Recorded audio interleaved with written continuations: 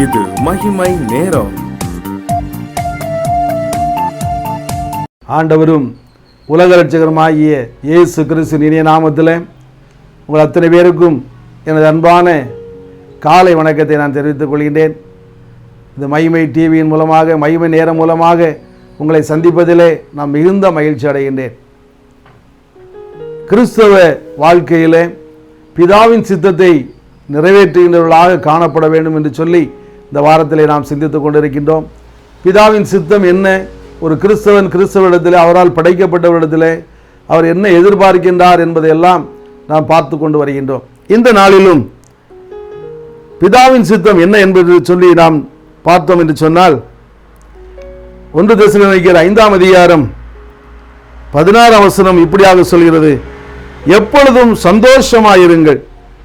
18ஆம் வசனத்தை வாசித்து பார்த்தீர்கள் சொன்னால், எல்லாவற்றிலேயும் ஸ்தோத்திரம் செய்யுங்கள், அப்படி செய்வதே கிறிஸ்து இயேசுவுக்குள் உங்களை குறித்து தேவனுடைய சித்தமாக இருக்கிறது என்று சொல்லி அங்கே பார்க்கின்றோம். சந்தோஷமாயிருங்கள், எப்பொழுதும் சந்தோஷமாயிருங்கள், சந்தோஷமாயிருங்கள் என்று சொல்லி மறுபடியும் சொல்கிறேன் என்று சொல்லி இந்த சந்தோஷத்தை பற்றி வேதத்திலே ஆண்டவராய் இயேசு கிறிஸ்து அதிகமாக நம்மிடத்திலே சொல்லியிருக்கின்றார். எனக்கு அன்பான தேவனுடைய ஜனமே, நம்முடைய வாழ்க்கையிலே சந்தோஷம் காணப்படுகின்றதா? ஒருவேளை இந்த காலகட்டம் ஒரு நெருக்கடியான ஒரு காலகட்டம். நாம் சுதந்திரமாக வெளியில் செல்ல முடியவில்லை. முகக்கவசம் அணிய வேண்டும், சமூக இடைவெளி வேண்டும், இதெல்லாம் அரசாங்கம் நமக்கு சொல்லிக் கொடுத்து கொண்டு இருக்கின்றது. அதை நாம் பின்பற்றி வாழ வேண்டும் என்ற ஒரு கட்டாயத்திற்குள்ளாக நாம் தள்ளப்பட்டிருக்கின்றோம். ஆகவே ஒரு சுதந்திரம் இல்லாத ஒரு வாழ்க்கை நம்மிடத்தில் இப்பொழுது காணப்படுகிறது. ஏதோ ஒரு நெருக்கடியான ஒரு சூழ்நிலைக்குள்ளாக நாம் வாழுகின்றோம் என்ற அந்த உணர்வு நம்மிடத்திலே காணப்படுகின்றது. உண்மைதான், எல்லா இடத்திலேயும் ஒரு நெருக்கடிகள், ஒரு சுதந்திரமாக எங்கும் சென்று வர முடியவில்லை. ஒரு நல்ல காரியமாக இருந்தாலும் சரி, ஒரு மரணமாக இருந்தாலும் சரி, எந்த இடத்திற்கும் நான் நினைத்தபடி நாம் சென்று வர முடியவில்லை. அப்படி என்று சொன்னால் எப்படி நாம் சந்தோஷமாக இருக்க முடியும்? சந்தோஷமாக இருங்கள் என்று சொல்லி பிதாவின் சித்தம் அது இப்படியாக இருக்கு என்று சொல்லி நாம் பார்க்கின்றோம். ஆனால் கிறிஸ்தவராகிய நீங்களும் நானும் சந்தோஷமாக இருக்கின்றோமா? அந்த 18ஆம் வசனத்தை எல்லாவற்றிலேயும் ஸ்தோத்திரம் செய்யுங்கள், எல்லாவற்றிலேயும் ஸ்தோத்திரம் செய்யுங்கள். நம்முடைய வாழ்க்கையிலே நாம் நன்மையை பெற்றுக்கொண்ட மாத்திரத்திலே நாம் ஸ்தோத்திரம் சொல்லுகின்றோம். நினைத்த மாத்திரத்திலே என்னென்னலாம் வேண்டும் என்று சொல்லி நாம் நினைக்கின்றோமோ அது இயேசுவால் கொடுக்கப்பட்டால் ஸ்தோத்திரம் சொல்லுகின்றோம், மகிழ்ச்சியோடு காணப்படுகின்றோம்.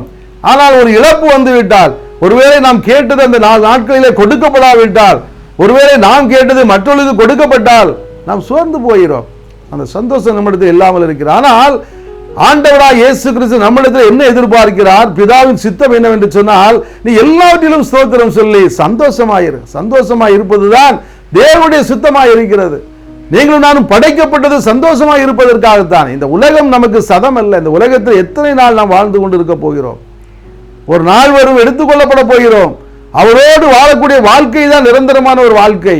ஆனால் இந்த உலகத்தில் நீங்களும் நானும் மனுஷியாக படைக்கப்பட்டு, ஒருவேளை இந்த உலகத்தில் அவருடைய பிள்ளைகளாக நாமும் தரிக்கப்பட்டு ரட்சிக்கப்பட்டு ஒரு ஆவியின் அபிஷேகத்தை பெற்று ஞானஸ்நானம் பெற்று பரிசுத்த ஆவியினுடைய வரத்தினால் பரிசுத்தமாக வாழ்ந்தாலும் நம்முடைய வாழ்க்கையில சந்தோஷம் இல்லை என்று சொன்னால் நாம் அவருடைய சித்தத்தை நிறைவேற்றவில்லை என்றுதான் அர்த்தமாக மாறிவிடும். எனக்கு அன்பான தேவனுடைய ஜனமே, எந்த காலகட்டமாக இருந்தாலும் சோர்ந்து போகாதீங்க.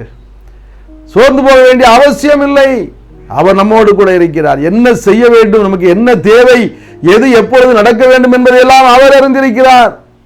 நம்முடைய வாழ்க்கையில் மாத்திரமில்லை, நம்முடைய பிள்ளைகள் வாழ்க்கையில் மாத்திரமில்லை, எது எப்பொழுது நடக்க வேண்டும், எதை கொடுத்தால் என் பிள்ளை சந்தோஷமாக இருப்பான் என்று சொல்லி அவர் அறிந்திருக்கின்றார். ஆகவே எல்லாவற்றிலையும் ஸ்தோத்திரம் சொல்லி நீங்களும் நானும் சந்தோஷமாக இருக்க வேண்டும் என்று சொல்லிதான் பிதா நம்மிடத்தில் எதிர்பார்க்கின்றார். ஆண்டவராய் இயேசு கிறிஸ்து தான் நம்மோடு கூட இருந்து கொண்டிருக்கின்றார். ஆவியானவர் அசைவாடி கொண்டிருக்கின்றார், நம்மை தேற்றுகிறவராக. விழுது போகிற நேரத்தில் தேற்றி சோர்ந்து போகாதே மகனே மகளே, நான் உன்னோடு கூட இருக்கிறேன். எந்த நெருக்கடியான காலகட்டத்திலும் உன்னோடு நான் கூட இருந்து உன்னை தேற்றுகிறேன். உனக்கு என்ன தேவை நான் கொடுக்கிறேன். என்னிடத்தில் நீர் எப்பொழுதும் சந்தோஷமாக ஸ்தோத்திரம் சொல்லு, அதுதான் என்னுடைய சித்தம். நீ சந்தோஷமாக இருக்க வேண்டும் என்பதற்காகத்தான் படைக்கப்பட்டவன். நீ சந்தோஷமாக இருப்பதற்காகத்தான் படைக்கப்பட்டவள். மறந்து போக வேண்டிய அவசியம் இல்லை. ஏனென்று சொன்னார், ஆண்டவராய் இயேசு கிறிஸ்து நம்மோடு கூட இருக்கிறார். ஆவியானவராய் நம்மோடு கூட அசைவாடி கொண்டிருக்கிறார். நம்மை வழி நடத்துகிறவராக அவர் காணப்படுகின்றார். அவருக்குள்ளாக நாம் இருந்து ஒருவேளை சோதனைகள் வரும், பிசாசன் கொண்டு வருவான். எப்பொழுது விழுவானோ என்று சொல்லி அவன் கெர்ச்சிக்கிற சிங்கத்தை போல அவன் சுற்றித்தான் சொல்லி வேதவசனம் நமக்கு கற்றுத் தருகின்றது. அவன் நம்மை விழப்பண்ணுவதற்காகவே இந்த உலகத்தில் வாழ்ந்து கொண்டிருக்கின்றான். ஆனாலும் நாமும் ஒருவேளை சரீர பிரகாரமாக இந்த மாம்சீகத்தில் விழுந்து போகின்ற நேரத்தில், ஒருவேளை நாம் கஷ்டத்திற்குள்ளாக தள்ளப்படுகின்ற நேரத்தில் அவரை நோக்கி பார்த்தோம் என்று சொன்னார், அவர் நம்மை மீட்டெடுத்து அவர் மறுபடியும் நம்மை பரிசுத்தம் பண்ணி அவருடைய பிள்ளைகளாக ஏற்றுக்கொள்ளும் பொழுது அந்த நிறைவான சந்தோஷம் நம்மிடத்திலே காணப்படும். மனிதனுக்கு இந்த உலகத்தில் என்னென்ன தேவை என்பதெல்லாம் சிந்தித்து பார்த்தோம் என்று சொன்னால், வீடு என்று சொல்கிறார்கள், கார் என்று சொல்கிறார்கள், எல்லா வசதிகளும் உண்மைதான். கிறிஸ்தவர்கள் மாத்திரம்தான் வைத்துக் கொண்டிருக்கின்றார்களா? இதையெல்லாம் மாட மாளிகளை வாழ்ந்து கொண்டிருப்பது அத்தனை பேரும் கிறிஸ்தவர்களாக இருந்து கொண்டிருக்கின்றார்களா? அப்படிப்பட்ட மிகப்பெரிய பங்களாக்களிலே மிகப்பெரிய கார் வைத்துக் கொண்டு வாழ்கின்றவர்கள் எல்லாம் சந்தோஷமாக இருக்கிறார்களா என்று சொல்லி ஒரு கேள்வியை கேட்பீர்கள் என்று சொன்னால் அதற்கான பதில் இல்லை என்று தான் சொல்ல வேண்டும். கிறிஸ்துக்குள்ளாக இருக்கின்ற நீங்களும் நானும் தான், எல்லாவற்றிலும் ஸ்தோத்திரம் சொல்லுகின்ற நீங்களும் நானும் தான் சந்தோஷமாக இருப்பதற்காக அழைக்கப்பட்டவர்கள். அப்படியானால் தான் நாம் சந்தோஷமாக இருக்க முடியும். ஏனென்று சொன்னால் நமக்கு நன்மை கிடைக்கும் பொழுது மிகுந்த மகிழ்ச்சி, மிகுந்த சந்தோஷம் என்று நாம் ஆடி பாடி அவருடைய சமூகத்தில் கிட்டி சேரும் பொழுது அவருடைய பிள்ளைகளாக நாம் இன்னும் அதிகமாக தைரியப்படுத்தி அவரை தகுதிப்படுத்திக் கொள்வதாக காணப்படுகின்றோம். ஆனால் ஒருவேளை நம்முடைய வாழ்க்கையில் ஒரு சோதனை வரும் பொழுது விழுந்து போகின்ற காணப்படுகின்றோம். மகிழ்ச்சியை இழந்தவர்களாக, சந்தோஷத்தை இழந்தவர்களாக காணப்படுகின்றோம். அதற்காக நீங்களும் நான் அழைக்கப்பட்டவர்கள் அல்ல. எந்த நேரத்திலும் ஸ்தோத்திரம் செலுத்தி அவருக்குள்ளாக சந்தோஷமாக இருக்க வேண்டும் என்பதுதான் பிதாவின் சித்தமாக இருக்கின்றது. எனக்கு அன்பான தேவனுடைய ஜனமே, இந்த காலை நேரத்தில் நம்மை பார்த்தவர் சொல்லுகிறார், நீ சந்தோஷமாக இரு மகனே, நீ சந்தோஷமாக இரு மகளே, எந்த காரியம் வந்தாலும் சரி நான் உன்னை பார்த்துக்கொள், உன்னோடு நான் இருக்கிறேன். நீ ஏன் மறந்து போகிறாய் என்னை?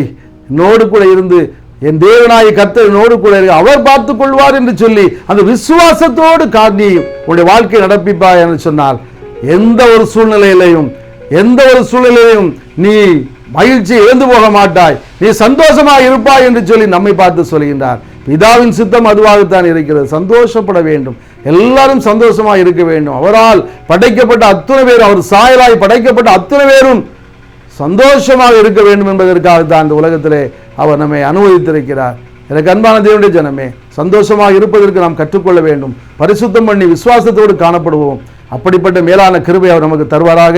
ஒரு நிமிடம் கண்களை மூடி நாம் ஜெபிப்போமா? அன்பின் பரலோக தந்தையே, உம்முடைய பிள்ளைகளாக நீர் எங்களை வைத்திருக்கிறீரப்பா. உம்முடைய சாயலாக படைக்கப்பட்ட நாங்கள் தகப்பனே சந்தோஷமாக இருக்க வேண்டும், அதுதான் என்னுடைய சித்தம் என்று சொல்லி கற்று தந்திருக்க ஆண்டவரே. நாங்கள் சந்தோஷமாக இருப்பதற்கு என்னும் பலத்தை தாரும் ஆண்டவரே. எல்லாவற்றிலும் ஸ்தோத்திரம் செல்லக்கூடிய அந்த பலத்தை தாரும் ஆண்டவரே. எங்களை பரிசுத்தப்படுத்தும், பலப்படுத்தும், மகிழ்ச்சியோடும் சமாதானத்தோடும் காத்துக்கொள்ளும் ஆண்டவரே. சந்தோஷமான ஒரு வாழ்க்கையை தாரும். எல்லா காரியங்களிலேயும் எங்கள் ஒவ்வொருவருக்கும் சந்தோஷத்தை கொடும் ஆண்டவரே. இது அப்படியே செய்ய போகிற தயவுக்காக நன்றி அப்பா. துதிகனமையும் எல்லாமே கேசதை ஏற்றுக்கொள்ளும். ரட்சகரும் மீட்பெருமாகி இயேசுவின் இன்ப நாமத்தில் ஜெபங்கள் நல்ல பிதாவே. ஆமேன், ஆமேன்.